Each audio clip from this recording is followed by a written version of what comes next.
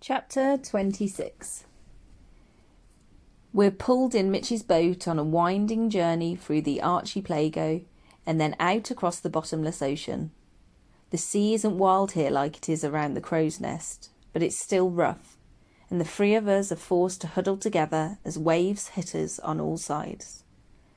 The bumping and bouncing stops when we leave the bottomless ocean and sail up a wide river. We see the tangled forest way before we reach it. It's a mighty wall of trees that rise up and dominates the skyline.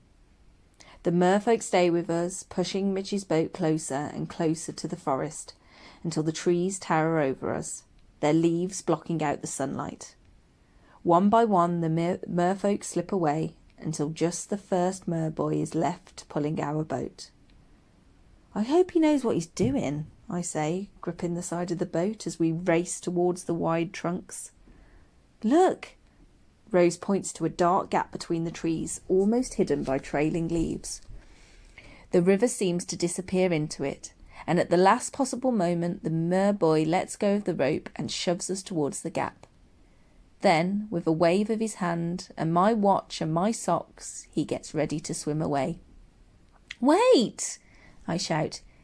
If my fidget spinner let wind get into home, then why not my socks or watch? What if everything that comes from home has this power? It's a risk I just can't take. The merboy stares at me with shining black eyes. "I'm sorry," I say, "but I really need my stuff back." Rose glares at me. "Let him keep it, Arthur. I made a deal with him." But I ignore her. "Please," I say to the merboy. "I have to have them back. It's important." Seconds later, my wet socks fly through the air, followed by my watch. The merboy aims well. Everything hits me hard in the face. I'm rubbing my stinging cheek when he raises his hand for a final wave before diving down into the water. Rose sighs with irritation. "Arthur, what could be so important about a dirty pair of socks and a cheap watch?" I'm about to explain, but then our boat slips between the towering trees of the tangled forest. The blue sky disappears and darkness wraps around us. Suddenly, home and Grandad's attic seem very far away. "I'll tell you later," I whisper as we float into a strange and shadowy place. Creepers and vines twist between the trees like vast webs, and glowing buds blink into the darkness. Leaves seem to tremble for no reason, and a curious oozing dripping sound fills the air along with the clicks of hidden insects. "This place is creepy," whispers Rose. "I like it," I say. "I might hate heights, but the dark doesn't bother me at all. It's still in here and peaceful, a bit like a cathedral lit by flickering candles. Caught on some invisible current, Mitch's little boat carries us deeper and deeper into the forest. Eventually, the river disappears between the roots of an immense tree, and we can't go any further. "We have to walk now," says Wynne. We climb out of the boat and scramble up the bank. The height of the trees make me dizzy, and when I look up, I can only see the tiniest pinpricks of light breaking through the leaves. Down on the dark forest floor, paths crisscross each other and the glowing buds stretch into the distance. Suddenly, I realise how hard it's going to be to find the lost girls. I feel like we're moving away from Grandad and the crow's nest, not closer. "This place is massive," I say. "How do we even know which path to take? We could be searching for the lost girls for days." Wynne strides towards a narrow track. "It's this way." "How do you know?" says Rose.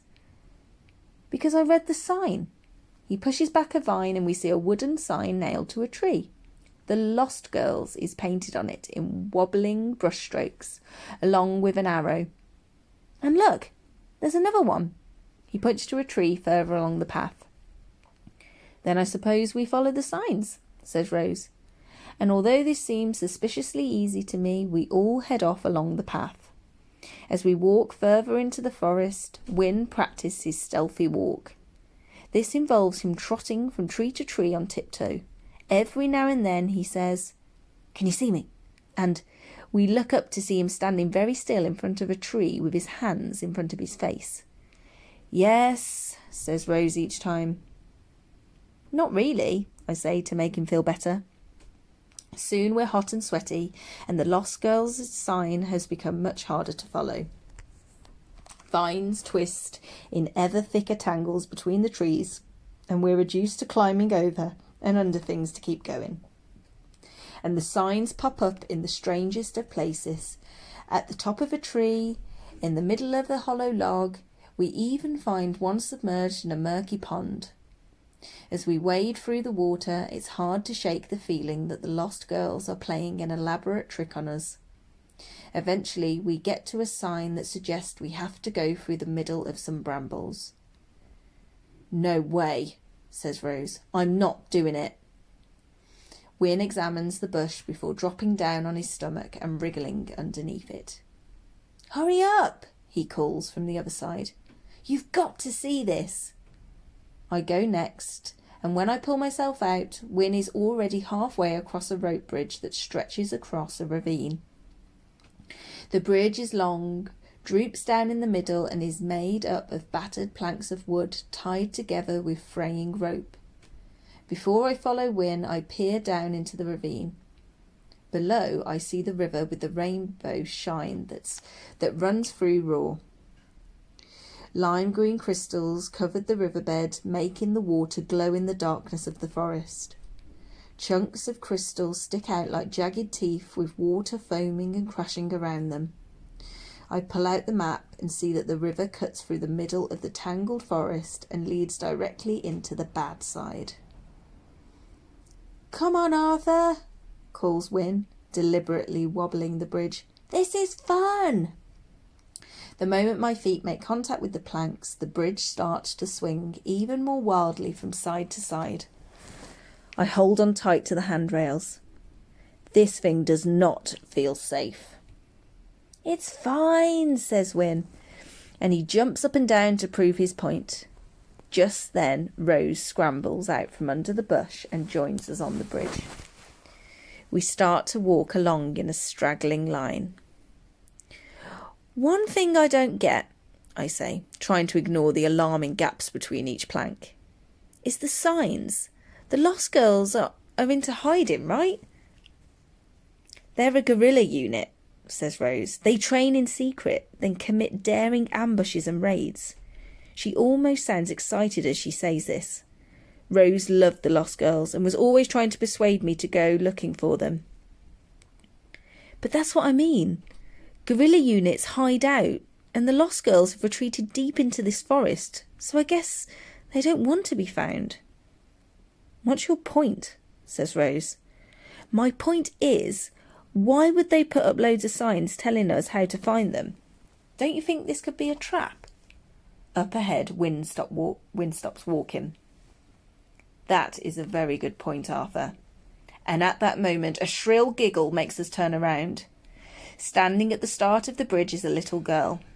She looks young, about 6 years old, and she has bare feet and is wearing a yellow t-shirt and shorts.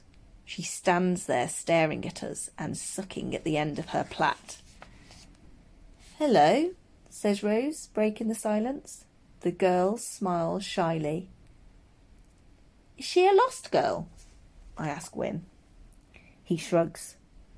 "I don't know. She looks a bit clean." "Maybe she's lost her way in the forest," says Rose. Then she calls back to the girl. "Do you want to come with us? Do you want us to take you home?" But the girl's not listening. She's taken something out of her pocket and is busy fiddling about with the ropes of the bridge. "What's she doing?" asks Wynne. I shade my eyes from the sun, but the girl is standing in the shadows of the trees, and it's hard to see what she's up to. "She's got something in her hand," says Rose. "I think it's a penknife." That's when I see the blade glinting in the sun and realise Rose is right. The girl's got a knife, and she's calmly using it to saw at the ropes of the bridge. Suddenly, one of the handrails droops. "Run!" cries Rose. "Run!" We turn and start running, heading for safety on the other side of the bridge. But the girl's knife must be sharp, and she must be stronger than she looks, because first one handrail goes slack and then the other. They slip from my hands and I fall to my knees and grab hold of a plank. Below me, water rumbles over the rocks. I can't crawl. I can't move at all. The bridge is wobbling too much. "Hold on!" screams Rose, and that's when I feel the bridge collapse beneath me. I wrap my arms even tighter around the plank as we hurtle towards the side of the ravine. I brace myself just in time when we slam into rock and thick trailing plants. Twigs scratch my face and my knuckles are bashed, but somehow I cling on as the bridge bounces once, twice, then comes to a stop. I'm frozen with shock, my whole body trembling, but I manage to get my feet up on the plank. Up above, I see Wynne do the same, scrabbling to find a footing. The bridge is resting against the side of the ravine and has become a ladder, a dangly, unstable, terrifying ladder. Then I remember Rose. I look down and see that she must have slipped when we hit the wall of the ravine. She's hanging off the very end of the bridge with one arm hooked around a plank and her leg swinging in thin air. I open my mouth to speak, but no words come out. Rose looks up to me with wide eyes. "Massive head rush!" shouts Wynne, and his laughter echoes across the ravine. Rose just hangs there, hugging her plank. "I think I'm going to puke," she calls up to us, "or fall, but I don't know which I'm going to do first." I swallow. "Just hang on," I say. For someone who's afraid of heights, dangling over a ravine is about the worst thing that could happen. A cold lump of fear has formed inside me, and right now I can't think about helping Rose. The only thing I can do is concentrate on not freaking out. The bridge creaks, and dust and stones fall down on us. Rose yelps, and I shut my eyes and wait for the rocks to stop falling. When I open them again, I look back across the ravine. The sweet little girl who has just tried to kill us gives us a wave, then vanishes into the forest.